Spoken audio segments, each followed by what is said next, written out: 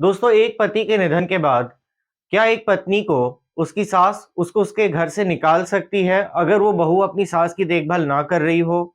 आज हम एक ऐसा केस डिस्कस करने जा रहे हैं जो कि है कर्नाटका हाई कोर्ट का। ये इस क्वेश्चन का आंसर देगा आपको section 23 of senior citizen act के अकॉर्डिंग। तो चलिए चलते हैं, देखते हैं इस केस को बिना किसी देरी के। दोस्तों, इस केस में पति की डेथ हो गई थी 8 साल पहले।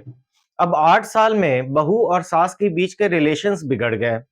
बहू ने सास-ससुर का ख्याल रखना तो छोड़ो, उनको घर के आउटहाउस में शिफ्ट कर दिया और घर की पूरी पोजीशन ले ली। अब इस केस में सास ने कोर्ट को अप्रोच किया under the provisions of senior citizen act 2007 section 23। दोस्तों, सबसे पहले इस केस के फैक्ट्स को समझते हैं जो कि बहुत सिंपल है। चलिए चलते हैं फैक्ट्स की तरफ। दोस्तों, फैक्ट्स ऐसे हैं कि सास ने एक पिटीशन डाली थी सीनियर सिटीजन वेलफेयर एक्ट के अंडर अपनी बहू को घर से निकालने के लिए असिस्टेंट कमिश्नर के समक्ष। अब सिचुएशन ये थी कि असिस्टेंट कमिश्नर ने ये पिटीशन अलाउ कर दिया और बहू को ऑर्डर दिया कि 30 दिन के अंदर वो घर खाली करे, क्योंकि वो अपने सास का ख्याल नहीं रख पा रही है। अब बहू चल गई हाई कोर्ट, कहने की सीनियर सिटीजन एक्ट के अंडर ऐसा ऑर्डर पास नहीं किया जा सकता है। तो चलिए देखते हैं सीनियर सिटीजन एक्ट के प्रावधान कहते क्या हैं। दोस्तों, इस केस को समझने के लिए हमें section 23 of senior citizen act को समझना बहुत जरूरी है। इस सेक्शन के दो इंपॉर्टेंट सब क्लॉज है, वैसे तो तीन है पर हमारे मतलब के दो है, और उन दोनों को समझते हैं वन बाय वन और देखते हैं कि हमारे जो सिचुएशन है कि बहू के अगेंस्ट एविक्शन ऑर्डर पास किया जा सकता है कि नहीं, किस सब क्लॉज के अंडर फॉल करता है। पहला क्लॉज तो दोस्तों इस सिचुएशन से बात करता है जब कोई प्रॉपर्टी का ट्रांसफर किया गया है सीनियर सिटीजन द्वारा। अगर उस प्रॉपर्टी का ये कंडीशन है कि ट्रांसफरी को सीनियर सिटीजन का ख्याल रखना जरूरी है और वो वैसा नहीं करता है या कोई कारण से नहीं कर पाता है, तो इस सिचुएशन में वो प्रॉपर्टी के ट्रांसफर को डिक्लेयर किया जा सकता है वॉइड। दूसरा सब क्लॉज कहता है कि अगर कोई सीनियर सिटीजन को कोई ट्रांसफर्ड प्रॉपर्टी से मेंटेनेंस रिसीव करने का अधिकार है और वो प्रॉपर्टी ग्रेट्युटोस ट्रांसफर की गई यानी बिना कोई पैसों के ट्रांसफर की गई है, तो वो बिना किसी नोटिस दिए अपने राइट को एनफोर्स कर सकता है to receive maintenance out of the transferred property. अब कोर्ट का कहना है कि power to order eviction is implicit in this section. Implicit यानी कि वो कहा नहीं गया है, बट इट इज एविडेंट कि इस सेक्शन में वो पावर कोर्ट के पास है। चलिए देखते हैं कि हाई कोर्ट के पास ये कंक्लूजन कहां से आया, किस केस लॉ को फॉलो करके हाई कोर्ट ने कंक्लूजन डिराइव किया। वो केस लॉ एक सुप्रीम कोर्ट का है, चलिए चलते हैं उसकी तरफ। दोस्तों, अगर आप देखें तो सेक्शन 23 के सब क्लॉज 2 में कहीं एविक्शन वर्ड नहीं लिखा गया है, यानी कि सेक्शन 23 के सब क्लॉज 2 में कहीं ऐसा एक्सप्लिसिटली नहीं लिखा गया है कि इस सेक्शन के तहत एक बहू को उसके घर से एविक्ट किया जा सकता है जब वो सास की मेंटेनेंस लेने में असमक्ष हो। तो चलिए देखते हैं सुप्रीम कोर्ट ने ये कैसे कंस्ट्रू किया कि सेक्शन 23 सब क्लॉज 2 में असिस्टेंट कमिश्नर के पास ये अधिकार है कि बहू को वो घर से निकलने का आदेश पास कर सकता है। ये पार्ट हमें सुप्रीम कोर्ट के कोटेड जजमेंट के पैराग्राफ 25 में दिखेगी और मैं आपको वहीं ले चलता हूं। दोस्तों, इस जजमेंट का पैराग्राफ 25 में जो रेलेवेंट पार्ट है वो कहता है कि the tribunal has the jurisdiction to pass an order directing the eviction of daughter-in-law.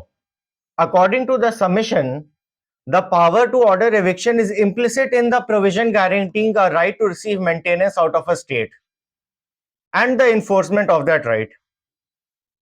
In supporting the submission, we have referred to various High Court judgments indicating that the tribunal may order the eviction of a child or a relative from the property of a senior citizen where there has been a breach of the obligation to maintain the senior citizen. यानी कि दोस्तों section 23 sub clause 2 भले directly ये नहीं कहता है कि आप कोई रिलेटिव को घर से निकाल सकते हैं अगर वो आपको मेंटेन नहीं करे, but in the line which says that the senior citizen has a right to receive maintenance out of an estate, the right is implicit, यानी कि वो कहा नहीं गया है पर वो ऑब्वियस है कि right to pass an order of eviction उस प्रावधान के अंडर किया जा सकता है। तो दोस्तों, आई होप ये जजमेंट आपको समझ में आया हो और इसका फाइनल पार्ट भी मैं आपको दिखा देता हूं कि कोर्ट ने अल्टीमेटली क्या होल्ड किया। कि कोर्ट ने अल्टीमेटली इस केस में होल्ड किया कि the senior citizen has been housed in the outhouse, यानी कि किसी हाल में भी उसका मेंटेनेंस तो नहीं किया जा रहा है।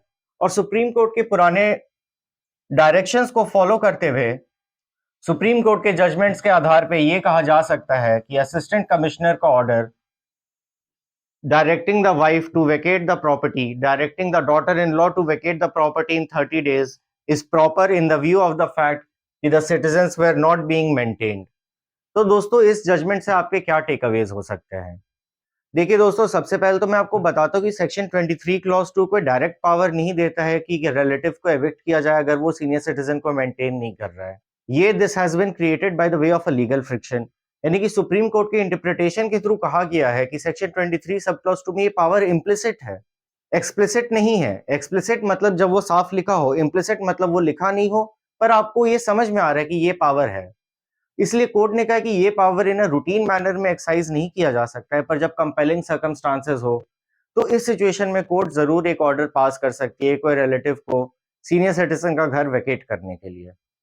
दोस्तों, सीनियर सिटीजन एक्ट के ऊपर मैंने काफी दिन पहले भी एक वीडियो बनाया था। उस वीडियो को ज्यादा लोगों ने देखा नहीं, उसमें भी मैंने ये कुछ राइट्स कवर किए थे, बट सेक्शन 23 सब क्लॉज 2 के इतने डिटेल में मैं नहीं गया था कि किस सुप्रीम कोर्ट के जजमेंट के थ्रू ये इंटरप्रिटेशन लिया जा सकता है कि डॉटर इन लॉ को भी घर एविक्ट करने का आदेश पास किया जा सकता है। तो दोस्तों, आई होप ये जजमेंट आपको बेनिफिशियल लगा हो, इंटरेस्टिंग लगा हो, और जितने भी सीनियर सिटीजन इस वीडियो को देख रहे हैं वो अपने राइट्स के लिए जागरूक रहें। I hope this video was interesting for you, और ऐसे लीगल नॉलेज के लिए जुड़े रहें हमारे चैनल प्रसाद लॉ से।